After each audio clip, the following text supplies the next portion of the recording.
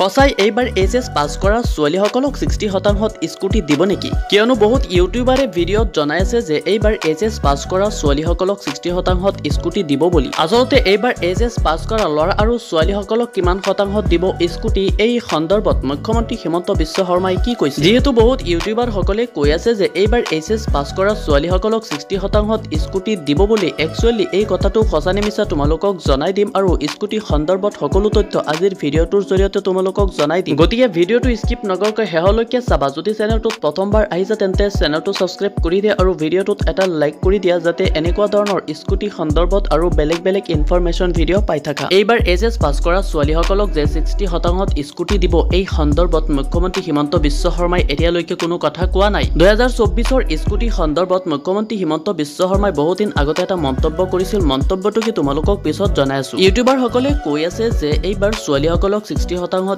Scooty দিব। এতিয়ালৈকে কোনো অফিচিয়েল আপডেট অহা নাই, আনকি স্কুটি সন্দৰ্ভত এতিয়ালৈকে কোনো অফিচিয়েল আপডেট অহা নাই। বাট মুখ্যমন্ত্ৰী হিমন্ত বিশ্ব শৰ্মাই স্কুটি সন্দৰ্ভত বহুদিন আগতে এটা মন্তব্য কৰিছিল যে 2024ত এইচএছ পাছ কৰা ছাত্ৰ ছাত্ৰীসকলক অৰ্থাৎ উভয়কে 75% স্কুটি দিব বুলি। মুখ্যমন্ত্ৰী হিমন্ত বিশ্ব শৰ্মাই এই মন্তব্যটো হয়তো বহুতেই নিশ্চয় শুনিছা। তো এই কথাষাৰ শুনি বিশেষকৈ ছোৱালীসকলে ৰিকুৱেষ্ট কৰি আছে যে তেওঁলোকক 60% স্কুটি দিব লাগে। তো ছাত্ৰ ছাত্ৰীসকল 2024 বৰ্ষত এইচএছ পাছ কৰা ছাত্ৰ ছাত্ৰীসকলক যে 75% স্কুটি দিব, এতিয়ালৈকে এই নিয়মটো কেবিনেট বৈঠকত সিদ্ধান্ত হোৱা নাই। তো তোমালোকে ভয় খাব নালাগে। যদি তোমালোকে গুগলত চাৰ্চ কৰা তেতিয়া পাবা যে আগৰ নিয়মতে স্কুটি দিব, অৰ্থাৎ ছোৱালীসকলক 60% আৰু ল'ৰাসকলক 75% স্কুটি দিব। তো ইয়াত তোমালোকে এটা টেবল চাব পাৰিছা, key highlights of the HS scooty percentage. তো প্ৰথমতে তোমালোকে ইয়াৰটোলৈ মন কৰা, ইয়াত 2024 উল্লেখ আছে বুলি চাব পাৰিছা। প্ৰথমতে দিয়া আছে name of the scheme HS scooty scheme and launched by da